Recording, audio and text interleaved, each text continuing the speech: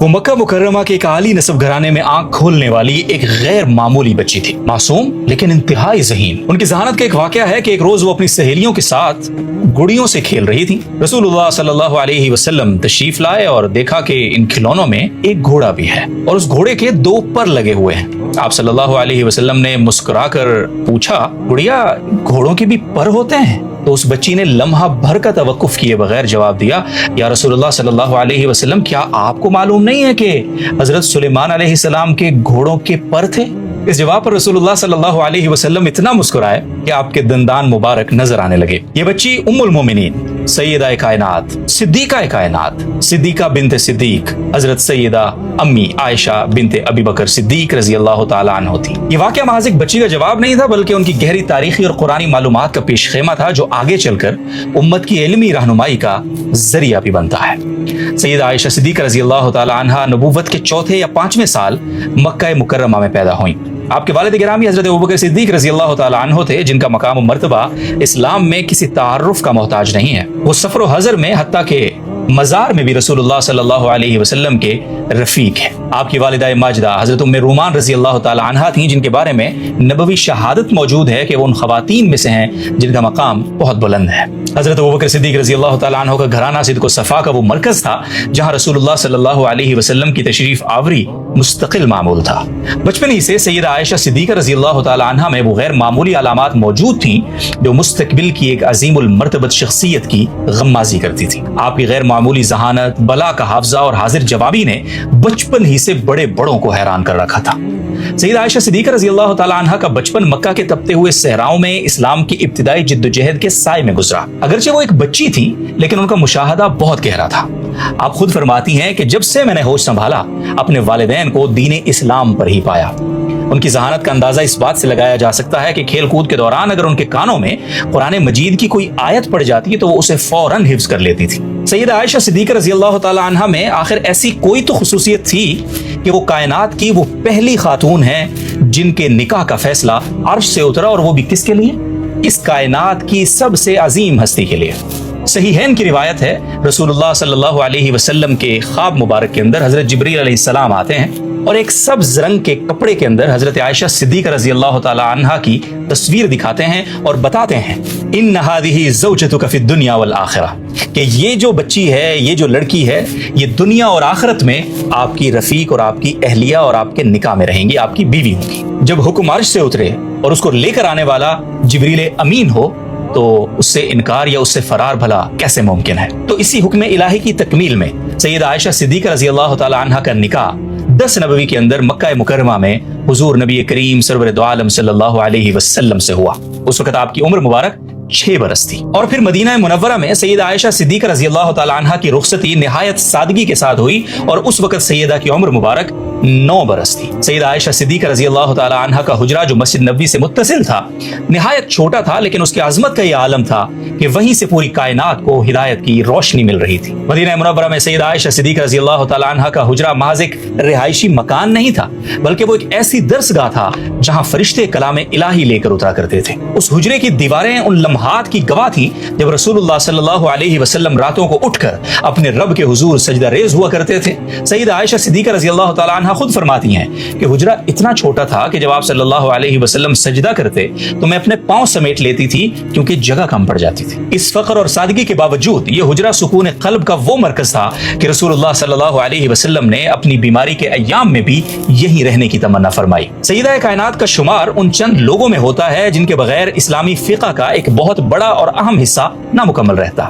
اکابر صحابہ کرام جن میں حضرت عمر بن خطاب، حضرت علی بن ابی طالب رضی اللہ عنہما اور حضرت عبداللہ بن مسعود رضی اللہ تعالیٰ عنہ جیسے جلیل القدر فقہاء شامل تھے، جب کبھی کسی مشکل علمی یا شرعی مسئلے میں الجھ جاتے تو وہ سیدہ عائشہ صدیقہ رضی اللہ تعالیٰ عنہ کے پاس رجوع کرتے تھے اور وہ اپنی فہم و فراست سے اسے حل بھی فرما دیتی تھی۔ حضرت مسروق رحمہ اللہ جو ایک کبار تابعی ہیں، حلفیہ بیان کرتے ہیں کہ میں نے رسول اللہ صلی اللہ علیہ وسلم کے بڑے بڑے جلیل القدر اصحاب کو دیکھا ہے کہ وہ حضرت عائشہ سے وراثت کے علم کے مسائل دریافت کیا کرتے تھے۔ وراثت کے علم کو نصف علم کہا جاتا ہے کیونکہ اس میں پیچیدہ حسابات اور شرعی باریکیاں ہوتی ہیں، اور اس علم میں سید عائشہ صدیقہ رضی اللہ تعالی عنہ کی مہارت ان کی گہری علمی بصیرت کی واضح دلیل تھی۔ ہشام بن عروہ اپنے والد سے روایت کرتے ہیں کہ انہوں نے فقہ، طب اور شاعری میں سیدہ عائشہ سے بڑا عالم کسی کو نہیں پایا۔ رسول اللہ صلی اللہ علیہ وسلم کو اپنی تمام ازواج میں سیدہ عائشہ رضی اللہ تعالی عنہ سے خصوصی اور بے پناہ محبت تھی۔ یہ محبت محض جذباتی نہیں بلکہ ان کی علمی اور روحانی عظمت کی بنیاد پر تھی۔ ایک مرتبہ حضرت عمر بن عاص رضی اللہ تعالی عنہ نے رسول اللہ صلی اللہ علیہ وسلم سے پوچھا، یا رسول اللہ صلی اللہ علیہ وسلم، لوگوں میں آپ کو سب سے زیادہ محبوب کون ہے؟ آپ صلی اللہ علیہ وسلم نے بغیر کسی مصلحت کے برملا ارشاد فرمایا کہ عائشہ۔ جب انہوں نے پوچھا کہ مردوں میں کون ہے تو فرمایا ان کے والد یعنی ابو بکر صدیق رضی اللہ تعالی عنہ۔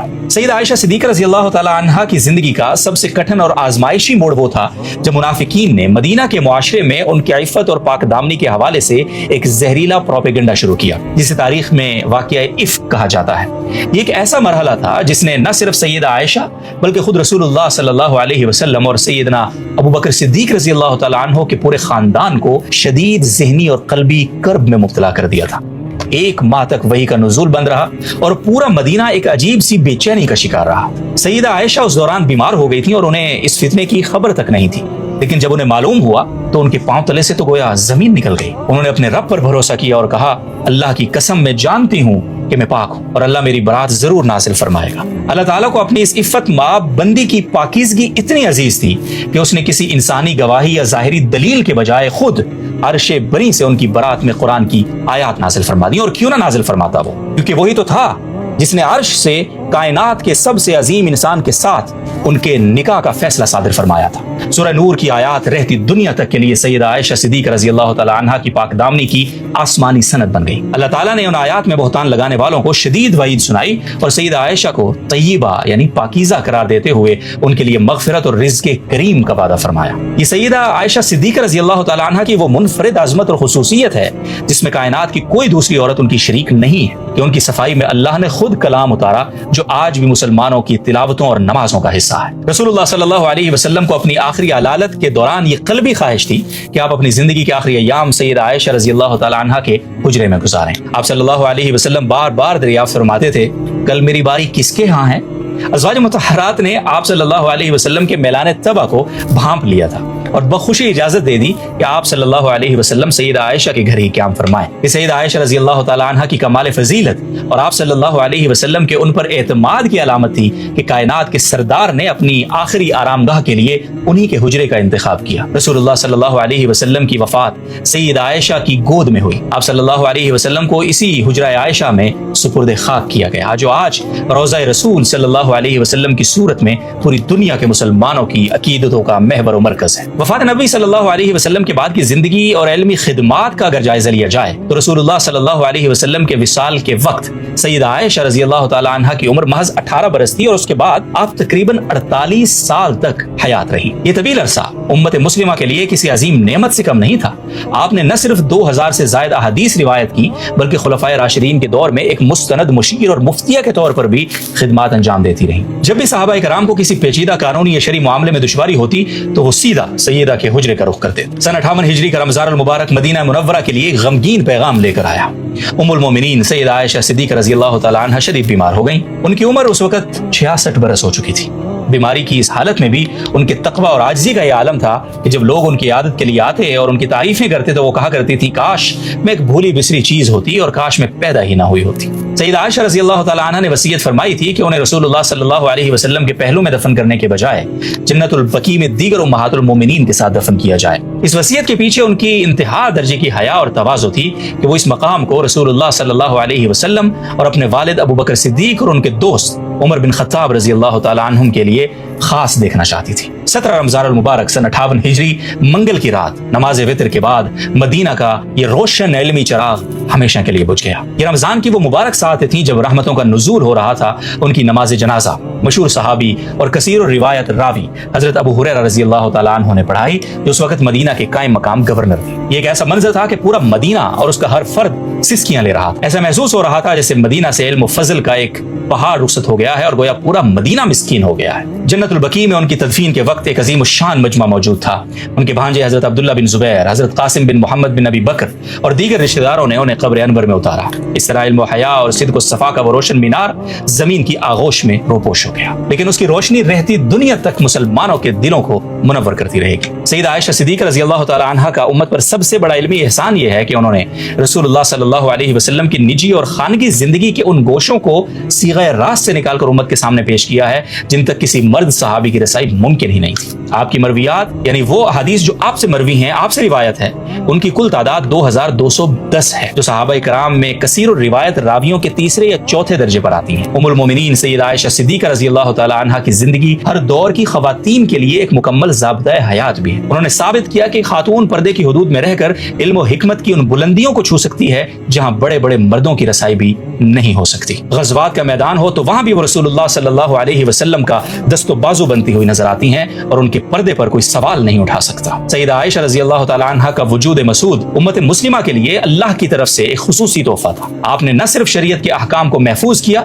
बल्कि रसूलुल्लाह सल्लल्लाहु अलैहि वसल्लम की सुन्नत फेलिया की ऐसी तस्वीर कशी की कि आज 1400 साल बाद भी हम महसूस करते हैं कि हम आप सल्लल्लाहु अलैहि वसल्लम की जिंदगी के हर लम्हे से वाकिफ हैं। अल्लाह ताला हमें उम्मुल मोमिनीन सैयदा अम्मी आयशा सिद्दीक़ा रज़ी अल्लाह तआला अन्हा की सीरत के हर पहलू पर अमल करने, उनके नक्शे कदम पर चलने और उनके बुलंद पाया अखलाक को अपनी जिंदगियों में अपनाने की तौफीक अता फरमाए और साथ ही साथ हमें उनकी इज्जत और नामूस का तहफ़्फ़ुज़ करने की भी तौफीक मरहमत करे।